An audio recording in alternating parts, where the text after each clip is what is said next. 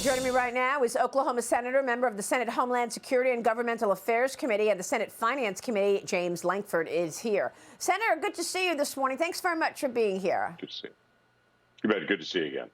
So Senate Majority Leader Chuck Schumer is saying that the Senate will take up the legislation after it passes the House. What are your thoughts? The House already passed a bill to raise the debt ceiling and put limitations in place. What happens when that bill gets to the Senate, or how do you see this playing out once Joe Biden gets back from Japan? So if it's the bill that actually the House passed and comes over to the Senate, I'd be glad to be able to vote for that because that makes real progress on it. We'll see what the final negotiated process actually brings out of this. The amazing thing to me is it was 98 days and President Biden wouldn't even talk to Speaker McCarthy and said, you got to do my way or the highway. You don't negotiate in Washington, which is absolutely absurd. And so finally, at least they're sitting down and they're having opportunities to be able to talk through that. Now they're on the staff level, sitting down, trying to be able to work through details. That's a good thing. But people have got to realize we have $31.5 trillion in total debt. We have more than the GDP of the nation. We should have adult conversations to say, how do we change the trajectory of this? Not going to solve it all at once, but we've got to at least change the direction of our spending and our overspending. And this is an entirely appropriate moment to do that. And we know that, clawing back the unspent COVID money is not going to move the needle. So what, from your sense, is really the big things to get your arms around? Where do you see common ground in terms of actually what can get done next week? Yeah, so clawing back unspent COVID funds, that is the low-hanging fruit. Changing the way that we do the budget process. Last year, we had this massive omnibus bill that literally no one in Congress had read. There's all kinds of issues. I put out a book every year called Federal Fumbles that exposes some of the waste in government. A lot of that happened with that massive omnibus bill that happens. We have to change the process of how we do it. We have to end government shutdowns in the way that they're working and actually forcing us to be able to vote for bad bills. We need to deal with the permitting issues that is slowing down our economy. So there are ways to help the economy grow, decrease federal spending, and change the structure of how we do it so it gets better in the future. Yeah, we just showed your 7th volume of your Federal Fumbles book, and I want to talk about that because this is a series that you have come up with, which is blasting reckless government spending as debt limit negotiations continue. You point out that the State Department awarded over $20,000 to a culture center in Ecuador to host 12 drag shows. What? By God, what are we doing with our money? Is this the reason that we have to face higher taxes so that we can pay for this stuff? What are the other federal funds? No, people are working a second job and working overtime on one of them to be able to pay their taxes so that the federal government, the State Department, can pay for drag shows in Ecuador to exhibit American values. That was the goal of that, is to exhibit American values in Ecuador. We also, by the way, paid to learn the secret language of butchers in Paris. Apparently, Paris butchers since the 13th century have spoken a secret language, and so we spent American tax dollars to study that.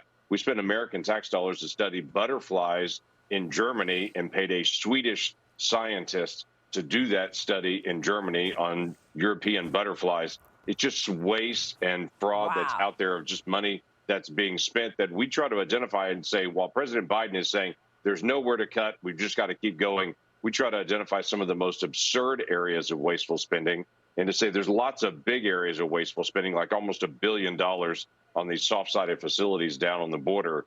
But there's also lots of areas that need additional oversight, and for someone to raise their hand and say, that is not consistent with our values. Yeah, well, thanks for doing that, because we're all questioning who the heck is in charge here. Georgia Congresswoman Marjorie Taylor Greene now unveiling articles of impeachment against President Biden. She did this yesterday over his handling of the border. She also introduced articles of impeachment against Homeland Security Secretary Alejandro Mayorkas earlier this week. Senator, you've been to the border. You're visiting Arizona's southern border next week with Senator Kyrsten Sinema.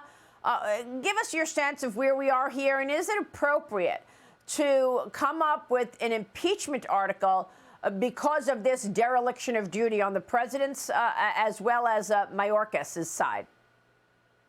So obviously anyone can file articles of impeachment. The Democrats filed an article of impeachment against President Trump for a phone call he made to President Zelensky they didn't like. So obviously any of that can be done on it. What we've got to have is a real answer of what's actually happening on the border. That's what we really need.